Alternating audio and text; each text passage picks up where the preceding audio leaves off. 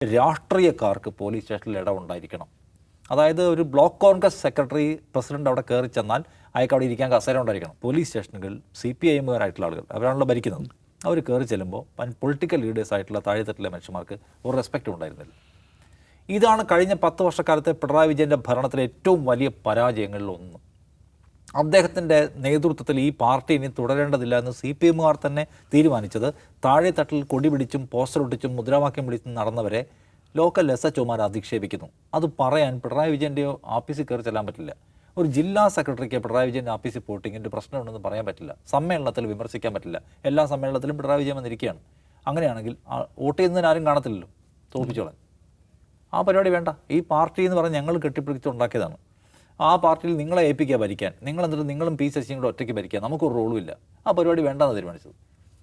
രമേശ് ചെന്നിത്തല ആദ്യം മനസ്സിലാക്കേണ്ട ഒരു കാര്യം ഇതാണ്. എന്തുകൊണ്ടാണ് തോൽപ്പിക്കപ്പെട്ടത് പിണറായി വിജയൻ എന്ന് സതീശൻ മനസ്സിലാക്കിയിട്ടാണല്ലോ ഓരോ കാര്യത്തിലും റെസ്പോണ്ട് ചെയ്തത്. അതുപോലെ വേണം പോലീസിനെ ഭരിക്കാൻ. ഒന്നാമത്തെ കാര്യം ഞാൻ പറയുക, രാഷ്ട്രീയക്കാർക്ക് പോലീസ് സ്റ്റേഷനിൽ ഇടമുണ്ടായിരിക്കണം. അതായത് ഒരു ബ്ലോക്ക് കോൺഗ്രസ് സെക്രട്ടറി പ്രസിഡന്റ് അവിടെ കയറി ചെന്നാൽ അയാൾക്ക് അവിടെ ഇരിക്കാൻ കസേര ഉണ്ടായിരിക്കണം.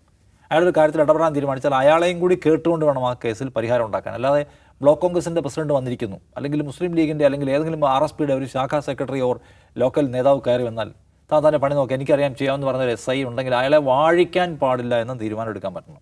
കാരണം രാഷ്ട്രീയക്കാർക്ക്, ജനങ്ങൾക്കിടയിൽ പ്രവർത്തിക്കുന്നവർക്ക്, ഒരാളൊരു രാവിലെ ഒരു രാഷ്ട്രീയക്കാരൻ്റെ വീട്ടിൽ ഒരു പ്രശ്നം പറയുമ്പോൾ അതുമായിട്ട് പോലീസ് സ്റ്റേഷനിൽ കയറിച്ചാലും അയാൾക്ക് പറയാനുള്ള സ്പേസ് ഉണ്ടാവും. അതില്ലാതാക്കി പിണറായി വിജയൻ. അതില്ലാതാക്കിയ പ്രശ്നം പരിഹരിക്കലാണ് ഒന്നാമത് ചെയ്യേണ്ടത്. ശരിയാണ്, മയക്കുമരുന്നിനായിട്ടുള്ള പോരാട്ടം, ഓപ്പറേഷൻ കുബേര 10 വർഷം മുമ്പ് വലിയ പോപ്പുലാരിറ്റി ഉണ്ടാക്കിയിട്ടുള്ള പരിപാടിയാണ്. 10 വർഷത്തിന് ശേഷവും കേരളത്തിൽ ഒരുപാട് വെള്ളം ഒഴുകിപ്പോയി. സോഷ്യൽ മീഡിയയും സോഷ്യൽ ഓഡിറ്റും സർക്കാർ ഓഡിറ്റും ഒക്കെ കൂടുതൽ സൂക്ഷ്മമായി. അപ്പോൾ അതുകൊണ്ട് ഇപ്പോഴത്തെ കാലത്ത് തങ്ങളുടെ പോലീസിൽ നിന്ന് എന്താണ് ജനം ഡിമാൻഡ് ചെയ്യുന്നതെന്ന് മനസ്സിലാക്കൽ വളരെ പ്രധാനമാണ്. ഞാനൊന്നും ചെയ്യുന്നില്ലെന്നുള്ള മുൻവിധിയോടെ പറയല്ല, അതായിരിക്കണം ചെയ്യേണ്ടത്.